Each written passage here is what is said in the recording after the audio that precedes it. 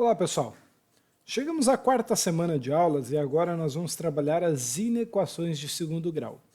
A gente estudou lá no começo as equações do segundo grau, aí nós trabalhamos funções quadráticas, fizemos uma boa introdução ao assunto, depois trabalhamos vértice e estudo do sinal, e agora a gente vai para as inequações ou desigualdades de segundo grau, desigualdades quadráticas.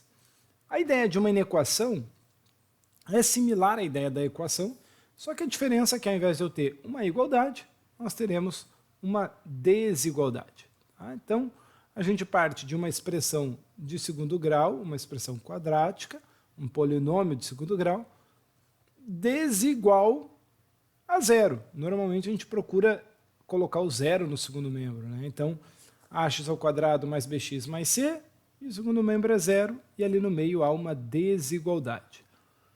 Primeiramente, eu vou resolver isso aqui utilizando a ideia do estudo do sinal que a gente viu na aula passada. Tá bom? No finalzinho da aula passada, a gente viu o estudo do sinal e eu vou usar aquela ideia para resolver. Depois eu vou ver um outro método que é baseado no que a gente já estudou no semestre passado e que vai ser muito importante nesse semestre também. E aí a gente praticamente só vai usar esse segundo método. Então vamos lá. Vamos resolver a inequação 3x ao quadrado menos 8x menos 3 maior ou igual a zero. Vou fazer como se fosse o estudo do sinal. Então, vou pegar essa primeira parte da expressão, que é um termo quadrático, como polinômio de segundo grau, e vou chamar de f de x, uma função. Ok? Essa função quadrática vai ter concavidade para cima, porque o a vale 3. Beleza? Vou achar suas raízes, vou igualar a zero. Cai numa equação de segundo grau. Quantas raízes ela tem? Bom, vou fazer o delta. B ao quadrado, menos 8 ao quadrado, menos 4 vezes o A, que é 3, vezes o C, que é menos 3. Esse delta dá 100. Opa, duas raízes reais. Veja que eu não fiz soma em produto, porque a soma ia ser 8 terços o produto. Não, ia dar trabalho, né? Fração, esquece. Beleza. Joga lá na fórmula de Bhaskara. Menos B, que é menos 8, mais ou menos raiz de delta, que é 100, sobre 2 vezes o A, que é 3. Então, vai ficar 8 mais ou menos 10 sobre 6. 8 mais 10, 18. Dividido por 6, dá 3. 8 menos 10 dá menos 2, dividido por 6 dá menos 1 terço. Então, está aqui as duas raízes. 3 e menos 1 terço, ou menos 1 terço e 3. Qual que é o próximo passo do estudo sinal? Concavidade foi, raízes foi, agora esboço. Então faz o esboço. Concavidade para cima, passando nas duas raízes menos 1 terço e 3. Antes da primeira raiz a imagem é positiva, entre as duas a imagem é negativa, depois da segunda raiz a imagem é positiva de novo. Agora, nesse momento, você volta lá na inequação e vê o que ele está te pedindo. Ele quer maior ou igual a zero. O que é maior ou igual a zero? É algo positivo ou o próprio zero, que são as raízes. Aonde que essa função é positiva? Antes do menos 1 terço e depois do 3. E ela é igual a zero nas próprias raízes. Então eu marco essa parte antes, bolinha fechada na raiz, bolinha fechada na outra raiz e marca essa parte depois. Normalmente quando a gente está fazendo manuscrito, a gente faz uma cobrinha assim, né? Aqui eu não consegui fazer cobrinha, eu só marquei com uma linha mais grossa. Então, bolinha fechada nas raízes, e eu marquei antes do menos 1 terço e depois do 3. O que falta agora? Resolvo escrever o conjunto solução. Solução são dois intervalos, x menor ou igual a menos 1 terço ou x maior ou igual a 3. Então, x pertence aos reais, tal que x é menor ou igual a menos 1 terço ou x maior ou igual a 3. Só isso. Assim a gente resolve uma inequação do segundo grau. Beleza? Uma maneira simples, prática e direta, fazendo o estudo do sinal. Veja que eu não cheguei a escrever o estudo do sinal, mas a partir do esboço eu cheguei na solução da inequação. Eu voltei, observei o que ele estava querendo, qual era a pergunta dele, né? Qual que era a pergunta da inequação, e dei a solução para ele. Uma outra estratégia que eu acho mais prática é similar à ideia das inequações produto e quociente, que a gente viu lá na matemática 1. aonde eu não vou me preocupar com concavidade, eu vou primeiro determinar as raízes. Aí eu vou fazer todas as raízes na reta real, e aí eu vou fazer um teste com um valor que não seja raiz, lembra? Um valor que não é raiz. E aí eu vou determinar o sinal no intervalo onde está aquele valor. E aí eu vou mudando o sinal quando vai passando por raízes simples, tá? E aí eu determino todos os sinais da reta. Determinou os sinais da reta? Pronto. Aí você determina quem é a solução da inequação. Vamos verificar como é que vai fazer isso? Olha lá, vamos resolver essa outra inequação no conjunto dos reais. Tá? Então, novamente, eu vou pegar essa primeira parte, pensar como uma função de segundo grau, mas para achar as raízes eu já vou igualar ela direto a zero. Tem que achar a raiz, igual a zero.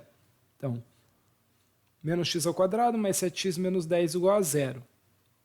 Nota que nesse caso, se eu multiplicar todo mundo por menos 1, eu vou ficar com menos 7 e mais 10. O b com sinal trocado é 7 e o c é 10. Então, soma 7, produto 10.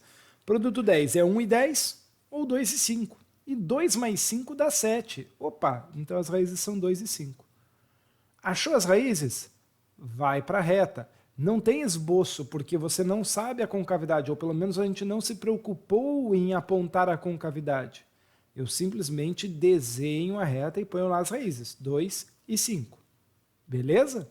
E agora? Bom, agora eu vou fazer um teste com um número que não seja raiz. Normalmente, quem era o número que eu escolhia? Vamos lá, quem lembra do módulo 1? Era o 0, né? Se o 0 não for raiz, o 0 é uma ótima escolha. Ah, o 0 é raiz. Bom, então vai para o 1.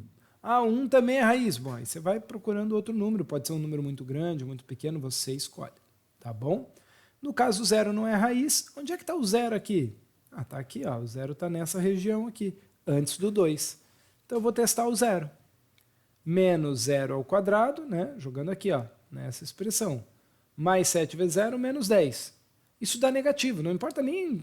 Não preciso nem me preocupar com quanto dá, eu preciso saber do sinal, né? Isso dá menos 10, então é negativo.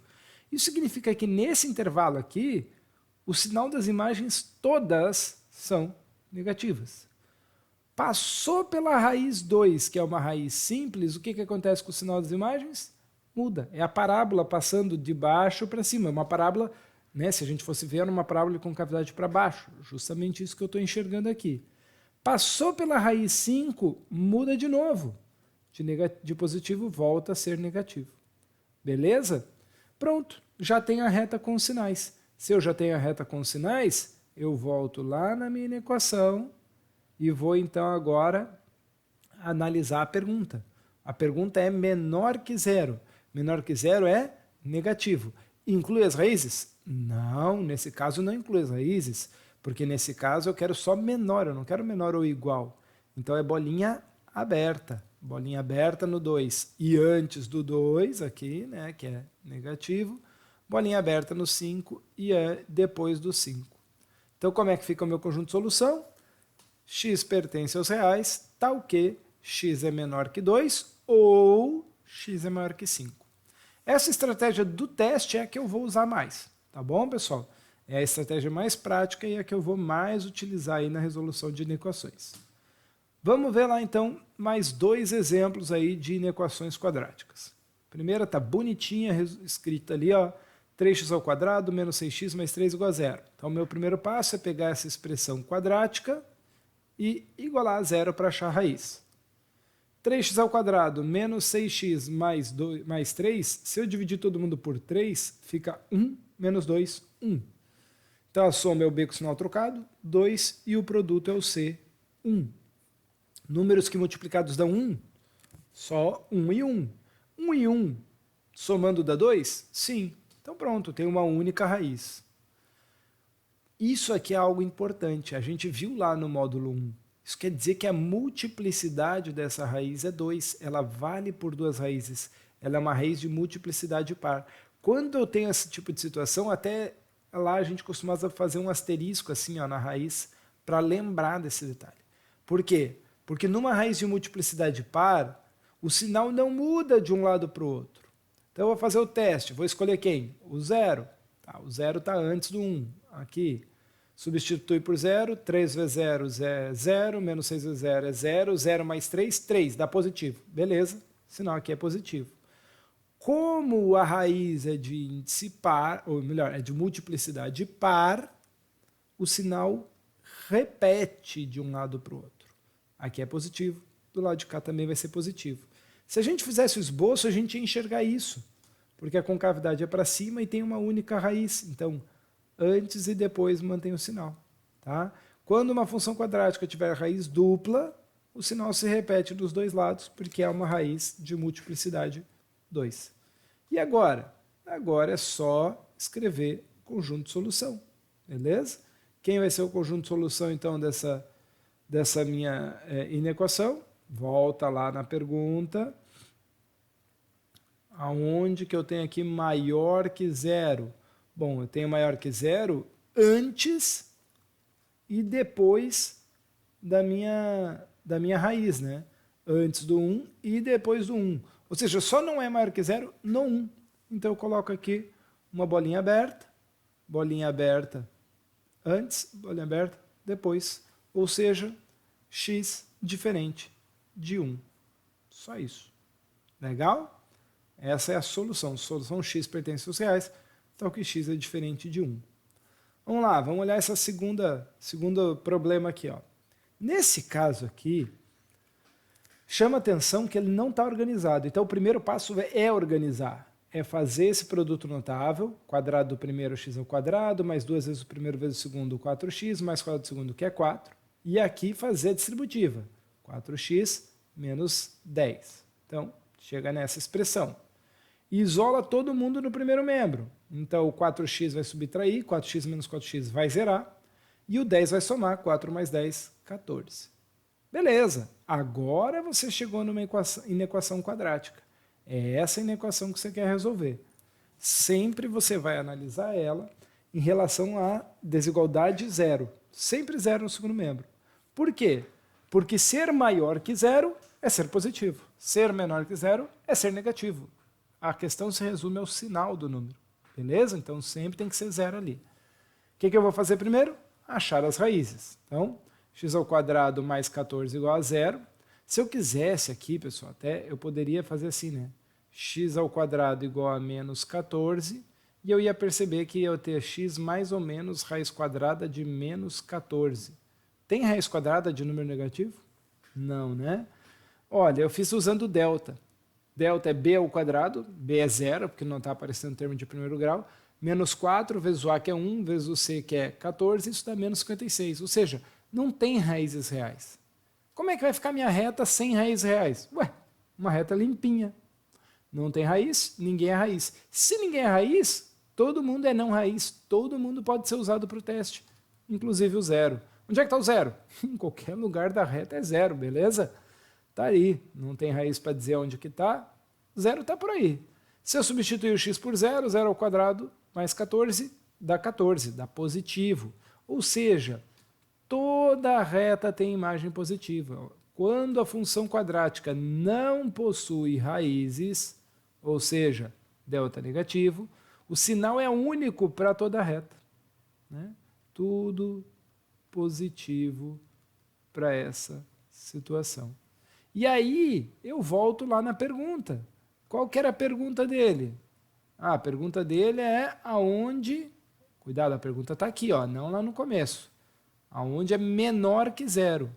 Menor que zero é negativo. Aonde que está negativo aqui? Em lugar nenhum. Logo, solução conjunto vazio. Beleza?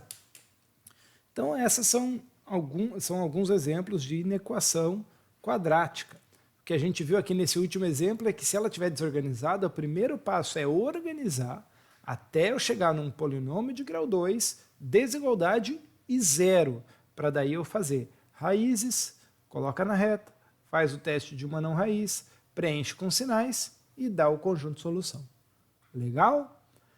No próximo vídeo, a gente vai continuar falando de inequações, mas vai trazer o assunto de inequações produto e quociente. Sim, aquilo que a gente já estudou lá no módulo 1.